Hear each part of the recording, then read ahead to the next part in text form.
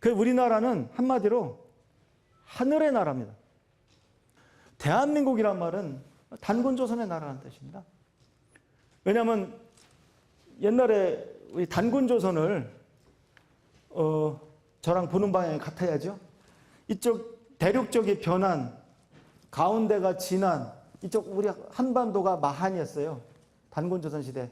그걸 사만이라고 부르고 그것이 결국 대한이 되는 겁니다. 그러니까 고종황제께서 대한민국이라는 이름을 지신 거는 한반도 끄트머리에 있던 그 후사만, 마한, 변한, 진안을 겨냥한 것이 아니라 전사만, 그 전에 있던 그 사만을 일컬으신 겁니다.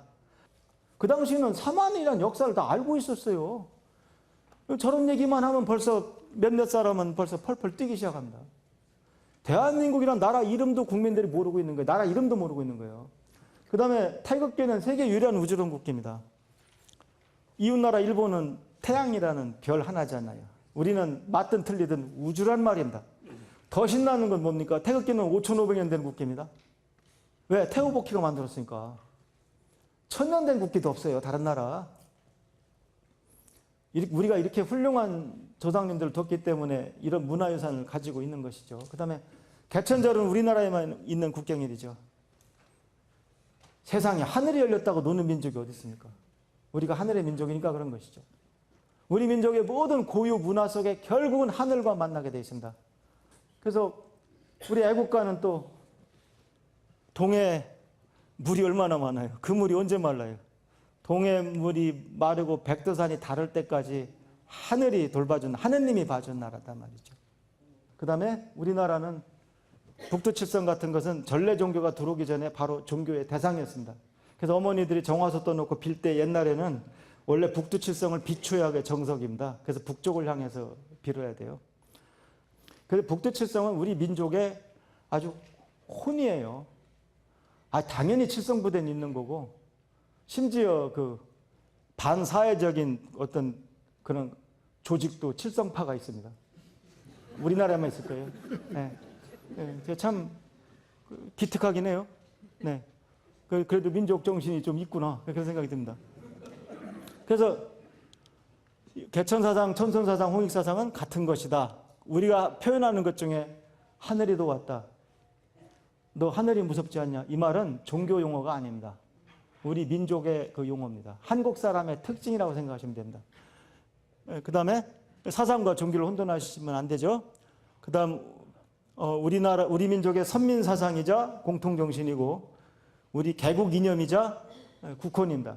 제가 여기서 말하는 개국은 신라, 대한민국 이런 게 아니라 처음 우리 민족이 시작된 개국을 말하는 것입니다.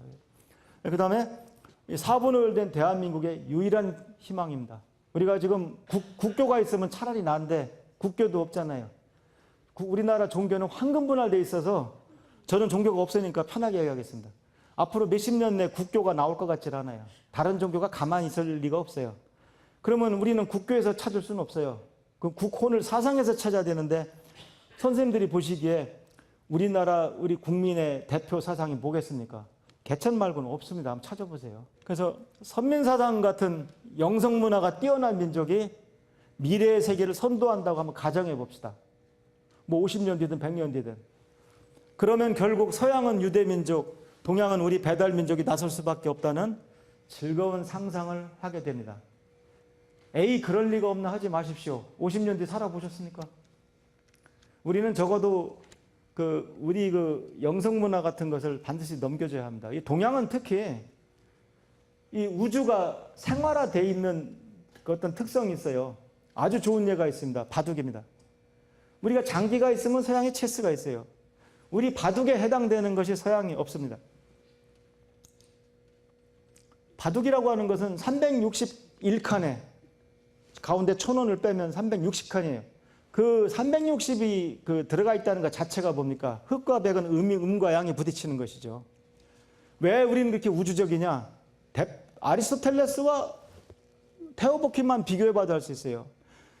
서양에서는 아리스토텔레스가 물, 불, 공기, 흙으로 우주를 만들었다. 하지만 형이 하악이다. 해가지고 소크라테스나 플라톤만큼 대접을 안 해줍니다. 거긴 형이 상학이고. 우리 동양은 그런 게 없어요. 복희에 바로 음양오행 우주를 가지고 우리는 영성문화까지 연장을 해서 그것이 종교가 되고 신교가 되고 다 된 것입니다. 그래서 우리는 바둑을 갖게 된 것입니다. 제 말이 엄청난 비약이라고 저는 생각하지 않습니다. 그 우주를 대하는 자세가 다른 것이에요, 그게.